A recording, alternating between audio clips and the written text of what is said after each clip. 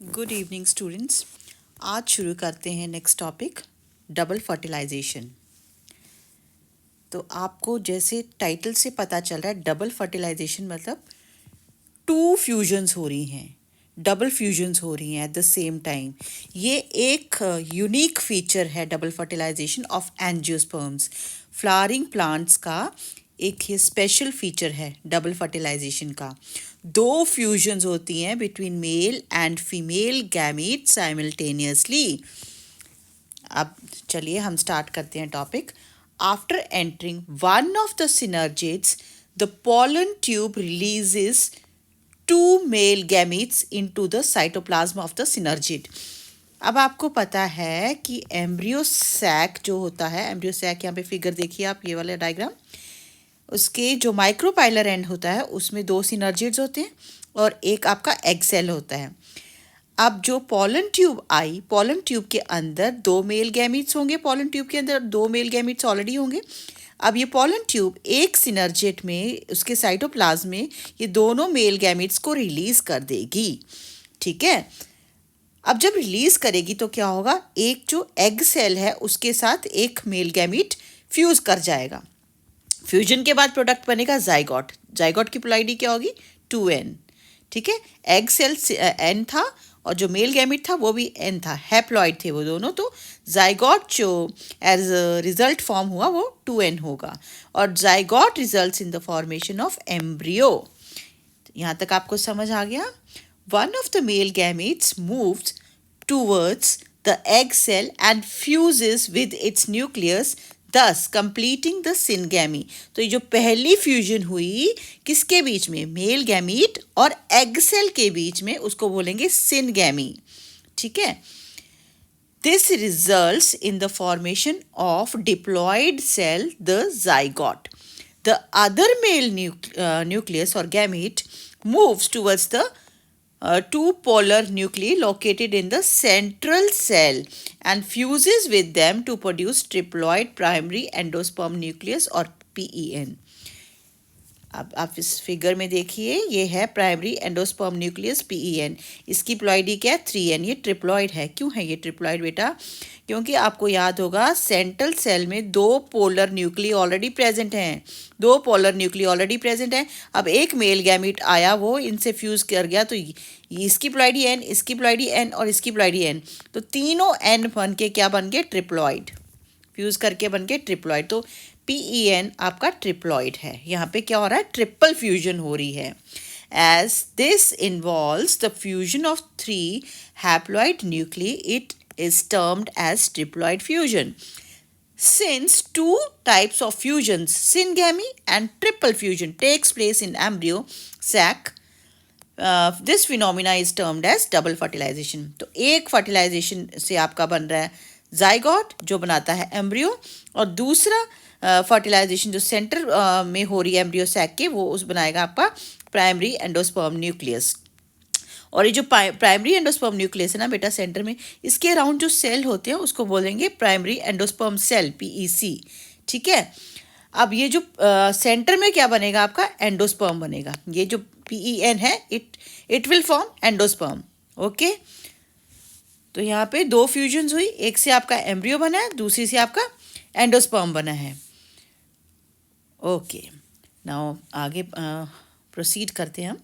Since two fusions, syngamy and triple fusion, takes place in embryo sac phenomena, this phenomena is termed as double fertilization, an event unique to flowering plants. The central cell after triple fusion becomes primary endosperm cell and develops into endosperm, while the zygote develops into embryo. अब आप ये देख लीजिए, बाद में क्या होता है, ये जो एंटीपोडल्स होते हैं ना चिलाजिल एंड में, वो डीजनरेट कर जाते हैं और सिनर्जिड्स भी डीजनरेट कर जाते हैं। बाकी बचा क्या, जाइगोट जो एम्ब्रियो बना देगा, और सेंट्रल पार्ट जो PEN है वो आपका एंडोस्पर्म बना देगा। ठीक है। अब आप यहाँ पे देखिए, ये वाली जो स्टेजेस हैं, ये एम्ब्रियो डेवलपमेंट की स्टेजेस हैं डाइकॉट में। तो जाइगोट से मैंने आपको बोला एम्ब्रियो बनता है। जो प्राइमरी स्टेज होती है एम्ब्रियो डेवलपमेंट की, उसको बोलते हैं प्रो एम्ब्रियो। प्रो एम्ब्रियो से बनता है आपका सेकेंड स्टेज ग्लोबुलर एम्ब्रियो, उसके बाद बनेगा हार्ट शेप्ड एम्ब्रियो, उसके बाद बनेगा मैच्योर एम्ब्रियो। ठीक है। मैच्योर एम्ब्रियो में क्या होगा, रेडिकल भी होगा जिससे रूट बनेगी, कॉटिलेडन्स जिनसे शूट बनेगी। ओके।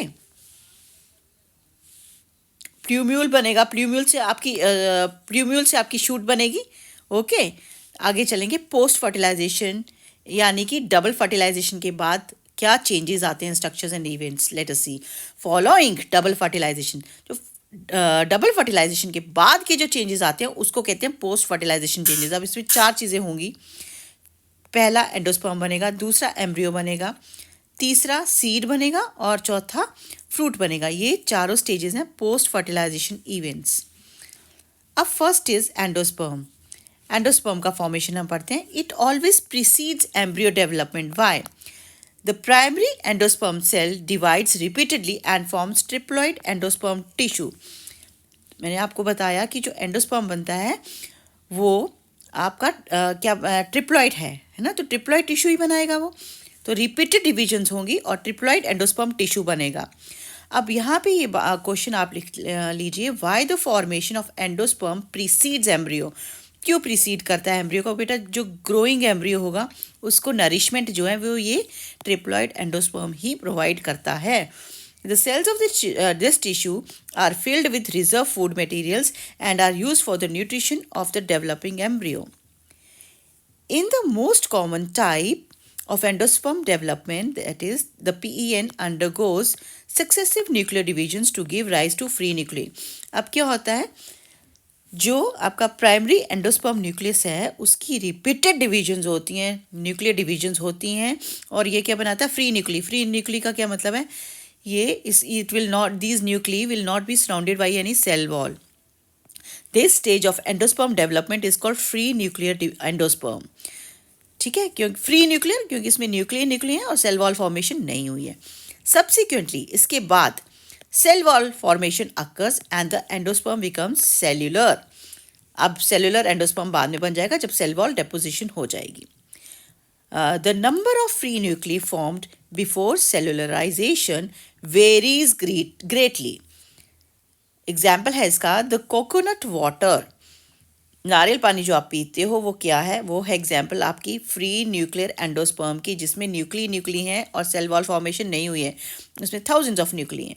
और जो आप वाइट कर्नल खाते हो नारियल की, वो क्या है? सेलुलर एंडोस्पर्म, उसमें डिपोजिशन हो चुकी है सेल वॉल की, फ्री न्यूक्ली नहीं होते हैं वाइट कर्नल में, और कोकोनट वाटर में फ्री न्यूक्लियर हैं।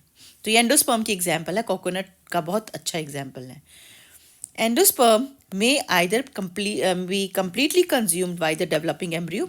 अगर एम्ब्रियो कम्प्लीटली इसको कंज्यूम कर लेगा एंडोस्पर्म को, तो इसकी एग्जाम्पल्स हैं आपकी पी, ग्राउंडनट और बीन्स। ठीक है, और कई बार क्या होता है कि एंडोस्पर्म जो होता है कम्प्लीटली कंज्यूम नहीं करता है, वो परसिस्ट करता है मैच्योर सीड में भी। ठीक है, मैच्योर सीड में जब परसिस्ट करता है उसकी एग्जाम्पल है कैस्टर एंड कोकोनट। ये एग्जाम्पल्स आपको यहाँ पे स्टार लगा लीजिए, और आपको एग्जाम्पल्स ऐसा अच्छी लर्न करनी है। अब हम करेंगे एम्ब्रियो डेवलपमेंट। ठीक है, एंडोस्पर्म हो गया, embryo development. Embryo develops at the micropylar end of the embryo sac where zygote is formed. Zygote is situated. आपको पता है माइक्रोपाइलर एंड में ही zygote होता है। अब zygote के साथ जब मेल गैमेट फ्यूज़ करता, एग सेल के साथ जब वो फ्यूज़ करता है मेल गैमेट, तो बनाता है zygote, और zygote से बनता है embryo. Most zygotes divide only after certain amount of endosperm is formed.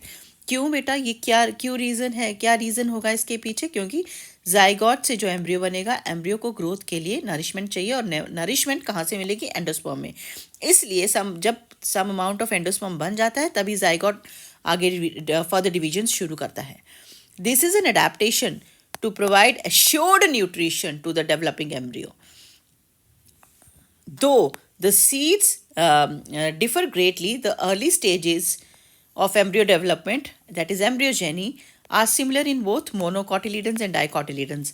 अब monocots और dicots की जो अर्ली स्टेजेस हैं डेवलपमेंट की, जो क्या बनेगा, जो प्रीम्यूल बनता है, रेडिकल बनता है, वो सेम होती हैं। Early stages of development of embryo, जिसको बोलेंगे embryogeny. 1.13 figure depicts the stages of embryogeny of a dicot embryo.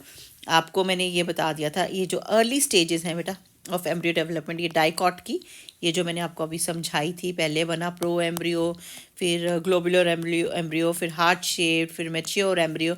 ये अर्ली स्टेजेस जो डेवलपमेंट की हैं ये सेम ही होती हैं डाइकॉट्स और मोनोकॉट्स में। ओके, बता दिया मैंने आपको, proembryo, then globular, heart shape, then mature embryo.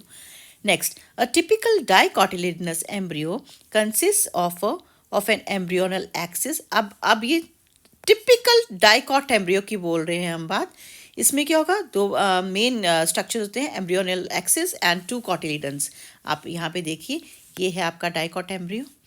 इसमें क्या है, ये this part is your embryonal axis और ये होते हैं दो कॉटिलिडन्स। डाइकॉट का मतलब ही है दो कॉटिलिडन्स, ये one cotyledon and this is second cotyledon, two cotyledons, और this is your embryonal axis.